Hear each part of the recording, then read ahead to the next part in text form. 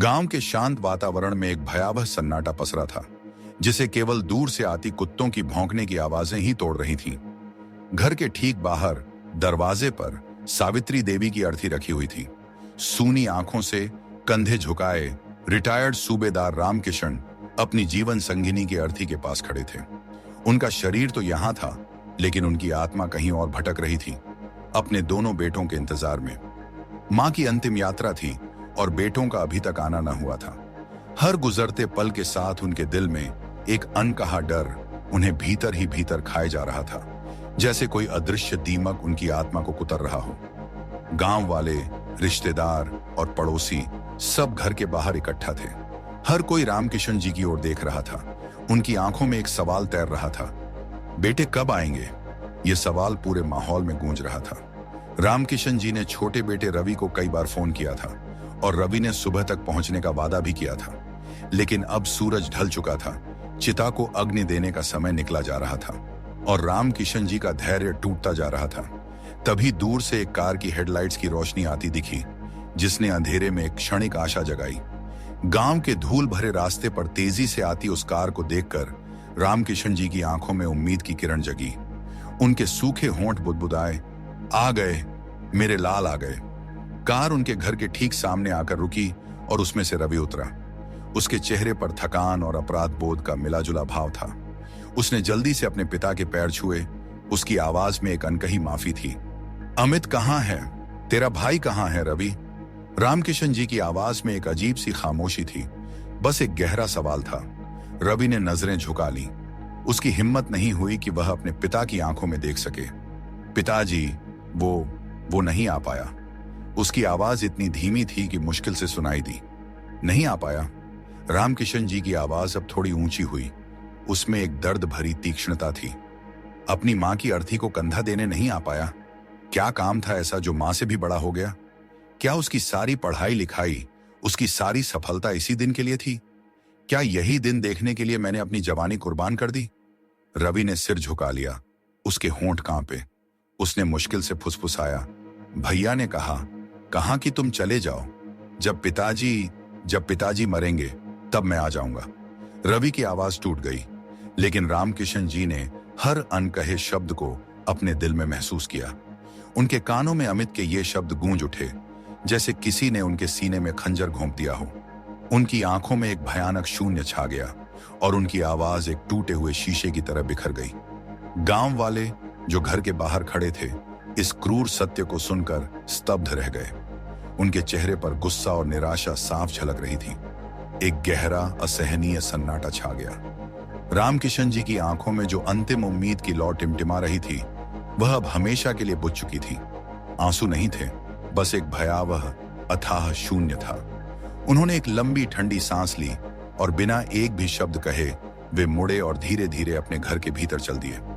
उनका हर कदम इस बात का गवाह था कि उनके भीतर कुछ ऐसा टूट गया था जिसे दुनिया की कोई ताकत जोड़ नहीं सकती थी। एक फौजी जिसने दुश्मनों की गोलियों से भी खुद को बचाया था, आज अपने ही बेटे के शब्दों के आगे निढाल हो गया था। यह उनके जीवन की सबसे बड़ी हार थी। उनकी पत्नी सावित्री देवी एक सीधी सादी ममतामयी महिला थी। उनका जीवन भी त्याग और समर्पण की मिसाल था। उन्होंने रामकिशन जी के हर फैसले में उनका साथ दिया। जब रामकिशन जी सेना में थे तो सावित्री ने अकेले ही घर संभाला, बच्चों की परवरिश की और हर मुश्किल का सामना किया। उन्होंने कभी शिकायत नहीं की। वह बच्चों को संस्कार देती थीं, उन्हें ईमानदारी और मेहनत का पाठ पढ़ाती थीं। रिटायरमेंट के बाद रामकिशन जी ने अपनी सारी जमा पूंजी और पेंशन का एक बड़ा हिस्सा बेटों की पढ़ाई पर लगा दिया। उन्होंने उन्हें शहर के सबसे अच्छे स्कूलों में भेजा, फिर इंजीनियरिंग और मैनेजमेंट की पढ़ाई के लिए बड़े शहरों में भेजा। उन्होंने खुद फटे कपड़े पहने, कम खाया, लेकिन यह सुनिश्चित किया कि उनके बेटों को हर सुविधा मिले। मेरे बच्चे बड़े अफसर बनेंगे, रामकिशन जी अक्सर गर्व से कहते। हमारा नाम रोशन करेंगे, हमारा बुढ़ापा सुधर जाएगा, वे हमारी लाठी बनेंगे। सावित्री देवी भी उनकी बात पर सिर हिलाती। गांव में हर कोई उनकी मिसाल देता था। अमित, बड़ा बेटा, बचपन से ही पढ़ाई में तेज और महत्वाकांक्षी था। उसने एक प्रतिष्ठित इंजीनियरिंग कॉलेज से डिग्री ली और फिर एक मल्टीनेशनल कंपनी में अच्छी नौकरी पाली। उसकी सैलरी लाखों में थी और वह बड़े शहर में एक शानदार जीवन जी रहा था। रवि, छोटा बेटा, भी पीछे नहीं रहा। उसने एमबीए किया और एक बड़े बैंक में ऊंचे पद पर पहुंच गया। उसकी भी अच्छी कमाई थी। रामकिशन जी और सावित्री देवी की खुशी का ठिकाना न था। उन्हें लगता था कि उनका जीवन सफल हो गया। अमित की शादी हुई, फिर रवि की। दोनों ने शहर में अपने आलीशान घर बना लिए। उनकी पत्नियां भी पढ़ी लिखी और आधुनिक थीं। शुरुआत में सब ठीक था। बच्चे छुट्टियों में गांव आते थे, माता पिता से मिलते थे। लेकिन धीरे धीरे यह सब कम होता गया।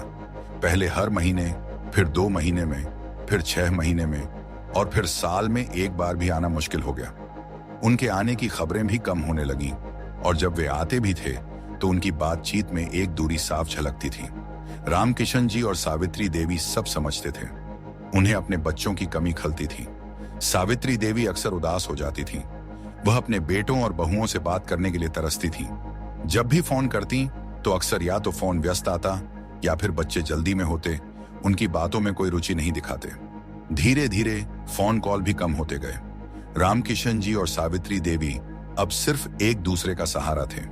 उन्हें अपने बेटों की सफलता पर गर्व था, लेकिन उनके दिल में एक टीस भी थी कि उनके बच्चे अब उनके नहीं रहे। समय बीतता गया। सावित्री देवी की सेहत गिरने लगी।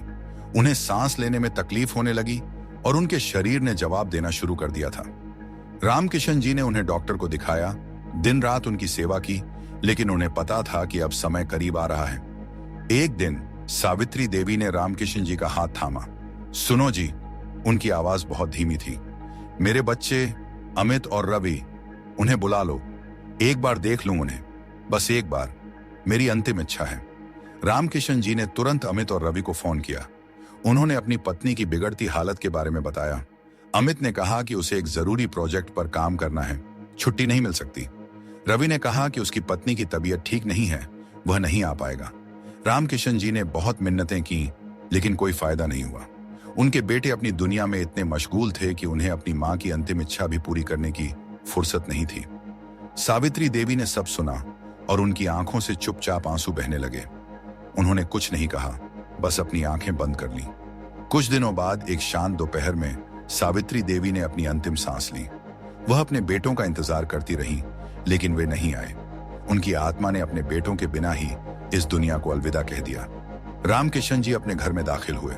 उनके कदम भारी थे। उन्होंने सीधे अपने कमरे का रुख किया। गांव वाले और रिश्तेदार घर के बाहर ही खड़े थे। कमरे में आकर रामकिशन जी ने अपनी पुरानी अलमारी खोली। उसमें से उन्होंने एक पुराना रजिस्टर निकाला, जिसमें उन्होंने अपने जीवन के महत्वपूर्ण पलों को दर्ज किया था। उसी रजिस्टर में उन्होंने एक नया पन्ना खोला और अपनी कांपती उंगलियों से पेन थामा। उन्होंने लिखना शुरू किया। उनकी आंखों में अब भी आंसू नहीं थे, लेकिन उनके हर अक्षर में एक अथाह पीड़ा थी। उन्होंने लिखा, मेरे प्यारे बेटों अमित और रवि, आज तुम्हारी मां चली गई। वह तुम्हें आखिरी बार देखना चाहती थी, लेकिन तुम नहीं आए। तुम दोनों ने कहा कि तुम्हें फुर्सत नहीं है। मुझे पता है, तुम बहुत बड़े आदमी बन गए हो। तुम्हारी दुनिया बहुत बड़ी हो गई है, जिसमें तुम्हारे बूढ़े माँ बाप के लिए कोई जगह नहीं बची है। आज जब तुम्हारी माँ की अर्थी को कंधा देने की बारी आई, तो तुम नहीं आए। रवि आया और उसने बताया कि बड़े भाई ने क्या कहा, जब पिताजी मरेंगे तब मैं आ जाऊंगा। तुम्हारे इस जवाब ने मेरे दिल को तोड़ा नहीं, क्योंकि अब तोड़ने के लिए कुछ शेष ही नहीं था। तुम दोनों ने तो मेरे हृदय के हर टुकड़े को पहले ही चूर चूर कर दिया था। तुम्हारी मां का अंतिम संस्कार रवि और गांव वाले मिलकर करेंगे। मेरा अंतिम संस्कार भी वही करेंगे जब मेरा समय आएगा। तुम्हें आने की जरूरत नहीं है। तुम अपनी दुनिया में खुश रहो। रामकिशन जी ने पत्र को फोल्ड किया और उसे अपने तकिए के नीचे रख दिया। फिर वह उठे और अपनी पुरानी सम्मानजनक वर्दी पहनी। वह बाहर आए, जहां रवि अभी भी खड़ा था। उसकी आंखों में पछतावा और शर्मिंदगी थी। रवि, रामकिशन जी ने शांत आवाज में कहा, जाओ अपनी मां को अग्नि दो। रवि ने अपने पिता की आंखों में देखा। उन आंखों में अब कोई क्रोध नहीं था, बस एक गहरी उदासी और एक अटूट निश्चय था। रवि ने महसूस किया कि उसने सिर्फ अपनी मां को नहीं खोया था, बल्कि अपने पिता को भी हमेशा के लिए खो दिया था। उस रात रामकिशन जी अपने कमरे में अकेले थे। उनके कानों में बस अमित के वे क्रूर शब्द हथौड़े की तरह बज रहे थे, जब पिताजी मरेंगे तब मैं आ जाऊंगा। यह उपेक्षा, यह असहनीय अकेलापन और यह गहरा विश्वासघात उनके लिए प्राणघातक सिद्ध हुआ। अगली सुबह जब रवि उन्हें जगाने आया, तो उसने देखा कि रामकिशन जी शांत लेटे हुए थे। उनके चेहरे पर एक अजीब सी शांति थी। उनकी सांसें थम चुकी थीं। फौजी पिता अपने बेटों की निर्मम उपेक्षा के कारण इस दुनिया से विदा हो गया था। उनके जाने के बाद पूरे गांव में एक गहरा सन्नाटा और उदासी छा गई और हर कोई उनके बेटों की घोर निंदा कर रहा था। यह कहानी एक कड़वे सच की गवाह बनी, जो आज भी हमारे समाज में कहीं ना कहीं मौजूद है, जहां रिश्तों की डोर अक्सर सफलताओं की चकाचौंध में टूट जाती है। इस कहानी पर आपके क्या विचार हैं? कमेंट में जरूर बताएं। और अगर यह कहानी आपके दिल को छू गई हो तो लाइक करें, शेयर करें और हमारे चैनल को सब्सक्राइब करें। याद रखिए, माता पिता का प्यार अनमोल है